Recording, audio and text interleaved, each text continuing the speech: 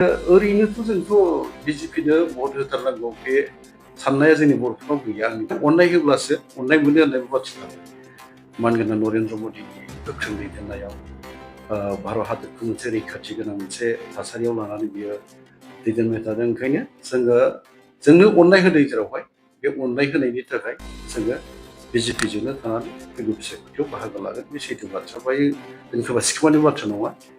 बिसायख'थिनि सिगां जों जाय दाबिफोरखौ लिरना होदों, मोन 22 दाबि, बे मोन 22 दाबिनि गेजेराव बबेखौ मा थिग खालामना होयो बेखौ जोङो नायफागोन। माबा मोनसेथ' जोङो रायजोनोबो मोननाय खोन्थानो हानाङा होमबा? माबा मोनसे मोननाय खोन्थानो हानांगोन। आरो बे हिसाबै जोङो रायलायनायखौ नेदों। ओंखायनो फाइनाल जोङो साननाया जोंना बे, नाथायबा जोबथा थांखि लानो थाखाय जोंनो एसे सम नांगौ। सार फैबाय थानाय एमएलए इलेक्सनाव बिजेपि सरकार मा होनो राजखान्थि हान्जाखौ हेफाजाब होगोन। जोंथ' बिजेपिया जोंथ' बिजेपिजों दाजानानै होजानाय मोनसे खुंथायनि दा बिबानगिरिजों। ओमफ्राय बिजेपियानो गोहोआव दङ। बिजेपियानो बर'फोरनो बुंनो थाङोबा आगोलनि बाथ्राखौबो दानि बाथ्राखौ बुंनांगौबा गोबां मानसिया गोरोन्थि मोनसे माबाजों नायो, बिजिरनाया बेसेबांसिम बोरै नायो आं बुंनो रोङा। सैथो बाथ्राखौबोथ' जों सिमान लानांगोन, गनायनांगोनबो। जोङो जाय समाव बिएलटि खालामदोंमोन, आंबो सासे सिग्नेटरिमोन हाग्रामा महिला बिथान दैदेननाय बिएलटि, बेवहाय आंबो दङमोन मिरु आफादाव। आरो जोङो ज' जेला 2003 मायथाइनि 10 फेब्रुआरियाव गोरोबथाया जायो, बेवहाय आंबो सासे सिग्नेटरि हिसाबै बेखौ आंबो सागान होफानो मोननाय जादोंमोन। ओंखायनो बिजेपिनि सम बेबो। बे समावहाय मानगोनां अटल बिहारि बाजपेयीया भारतनि गाहाय मन्थ्रिमोन आरो लाल कृष्ण आडबाणी बिथाङा भारतनि लेङाइ गाहाय मन्थ्रि। आरो लोगोसे नखर बिफाननि जि मोनसे बिफान दंमोन, नखर बिफान, बेखौ लाल कृष्ण आडबाणी बिथाङानो नायोमोन। आरो बिथांमोननि जोथोनावनो जोङो बिटिसि गोरोबथाखौ खालामनाय मोनदोंमोन आरोखि। जायखौनाखि 6 सिडुल एमेन्डेड मोनसे 6 सिडुलाव जोङो मोननो हादोंमोन। बेनि उनाव फैयै फैनानै 2020 मायथाइनि 23 जानुवारियाव जि मोनसे गोरोबथा खालामदों, बेवहायबोथ' बिजेपियानो जोङो बुंनो थाङोबा नरेन्द्र मदि बिथां गाहाय मन्थ्रि आरो अमित शाह नखर बिफाननि मन्थ्रि, बिथांमोननि केयाराव बा बिथांमोननि दारैनो जोङो बिटिआर गोरोबथाखौ खालामनाय जादोंमोन। आरो बेवहायबो आङो खौसेथि बर' सुबुं आफादनि जानानैहाय सागान होफानो खाबु मोननाय जादों। आरो बेनि दारैनो जोङो बर' कालचारेल काउन्सिलखौ दाना फैबाय। दा बिजेपिया जेराव अननाय होदों, अननाय होनायाव जोंहाबो बिबान थायो। जोङो दा आरो जोंनि गोरोबथानि दफाफोरखौ मावफुंनांगौबा सरकारा जाय बेजों जोङो लोगोआव थाफानानै हासिल खालामाबा बेरेखा दोलोआव थानानै जोङो बेखौ हासिल खालामनाया गोब्राब जायो आरो हाया आरोखि। ओंखायनो जों फैगौ बिसायख'थियावबो जेराव जों टिकेटबो बिदों, मोननोबो हागौ। बिजेपियावनो टिकेट होनांगौ होनना बुंखानाय जाबाय। ओंखायनो बावहाय गोनो गोथो जों साननांगौ गैया। जों फैगौ बिसायख'थियाव खुंथाय जाय दिनै आसाम रायजोखौ सामलायदों बा भारत हादरखौ जाय दोलोआ सालायगासिनो दङ, मानगोनां नरेन्द्र मदिनि गोख्रों दैदेननायाव भारत हादरखौ मोनसे रैखाथि गोनां मोनसे थासारियाव लानानै बियो दैदेनबाय थादों। ओंखायनो जोंनो अननाय होदों जेरावहाय बे अननाय होनायनि थाखाय जोङो बिजेपिजोंनो थानानै फैगौ बिसायख'थियाव बाहागो लागोन। बे सैथो बाथ्रा। बेयो दोनखोमा सिखोमानि बाथ्रा नङा।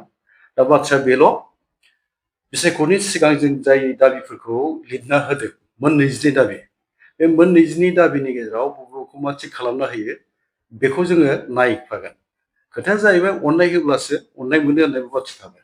ओंखायनो ओरैनोथ' जोंथ' बिजेपिनो भट होथारनांगौ बे साननाया जोंनि बर'फोरनाव गैया आंनि मिथिनायाव। माबा मोनसेथ' जोङो रायजोनोबो मोननाय खोन्थानो हानाङा होमबा? माबा मोनसे मोननाय खोन्थानो हानांगोन। आरो बे हिसाबै जोङो रायलायनायखौ नेदों। ओंखायनो फाइनाल जोङो साननाया जोंना बे, नाथायबा जोबथा थांखि लानो थाखाय जोंनो एसे सम नांगौ। सार मा होनो बिटिआरनि दासिमबो इलेक्सन जायाखै, जुदि बिजेपि सरकार फैयोब्ला बिटिआरनिया इलेक्सन जागोन नामा? इलेक्सन जानायनि बाथ्राया जोङो खामानि मावनांगौआनो जोंना दाबो जोबखायाखै। जोङो दुलाराय बर' फरायसा आफाद, जोङो ज' जाजाय एसे खामानिफोरखौ मावबोदों।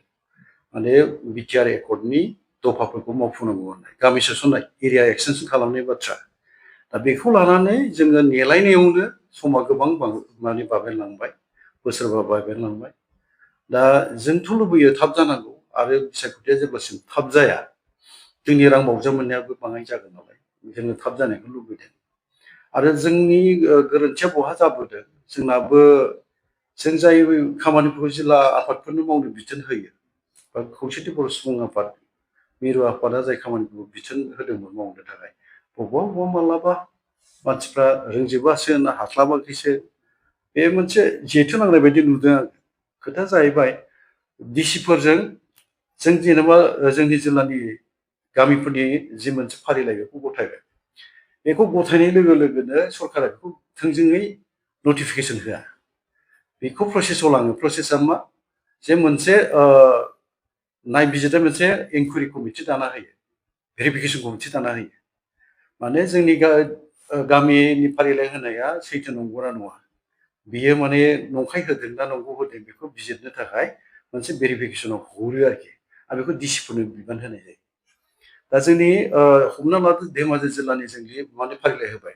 धेमाजिनि जिल्लानि फारिलाइखौ धेमाजि जिल्लानि डिसिनो बेखौ गथायहरो माने दैथायहरो ओमफ्राय बेजों आरो डिसियाबो थोंजों गाव नायबावा सार्कोल अफिसारखौ इनभल्भ खालामो आरो सार्कोल अफिसारासो बे इनभल्भ खालामबावो गावबुराफोरखौ खालामबावो दा बेबायदियाव गोलाव मोनसे प्रसेस जानो नागिरो आरोखि ओमफ्राय बेवहायनो रोखायै होदोंबा बे जाबाय जोंनाथ' धेमाजि जिल्ला जेंना गैला गलाघाट जिल्ला जेंना गैला माखासे जिल्ला जेंना गैया दाबो माखासे जिल्लाहा जेंना दङ डिसिफोरजों थांनानै रायलायनायाव हाख'वाखै आरो बे जाहोनावनो सोरनाबा बबेबा जिल्लाफोराबो गामि नटिफिकेसन होनाया स्रा जायाखै लखिमपुराबो माखासे दं लखिमपुरनाबो माखासे बेवहाय मोनसे एसे क्राइटेरिया होदों हमना लादो मोनसे गामि जाय गामियाव मिसिंजों बर'जों बा हारसाजों बर'जों दं दा बर' न'खरा बावहाय न'बाल' दङबा बियो नाथाय गामि नटिफिकेसन बे फैनाय नङा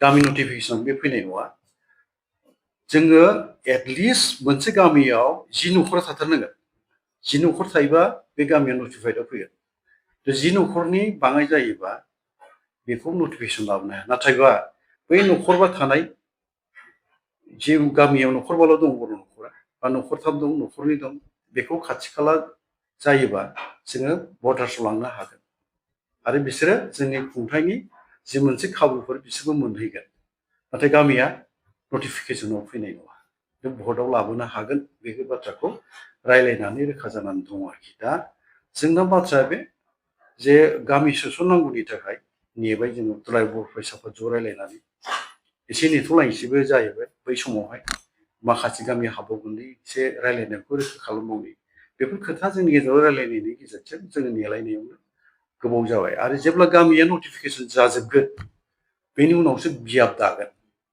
बेनि उनावसो बिसायख'थि फैगोन बाथ्राया बे